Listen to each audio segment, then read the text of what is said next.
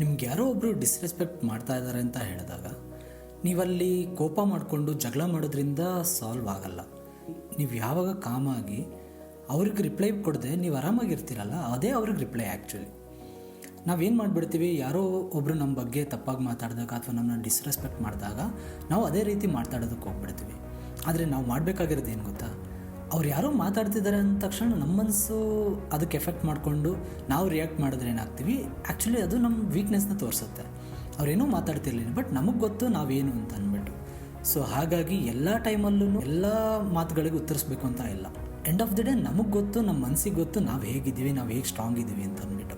So ಹಾಗಾಗಿ ಆದಷ್ಟು ನಮ್ಮ ಮನಸ್ಸನ್ನು ನಾವು ನಮ್ಮ ಕಂಟ್ರೋಲಲ್ಲಿ ಇಟ್ಕೊಬೇಕು. ನೀವು ತುಂಬ ಸ್ಟ್ರಾಂಗ್ ಆಗಿರಬೇಕು ಅಂತ ಹೇಳಿದ್ರೆ ನಿಮ್ಮ ಮನಸ್ಸನ್ನು ಹೇಗೆ ಕಂಟ್ರೋಲ್ ಮಾಡ್ಕೊಳ್ಳೋದು ಅಂತ ನಿಮಗೆ ಗೊತ್ತಿರಬೇಕಾಗಿರುತ್ತೆ.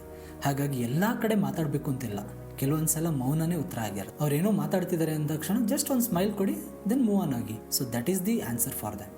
ಸೊ ಹಾಗಾಗಿ ಕೀಪ್ ಲೈಫ್ ಸಿಂಪಲ್.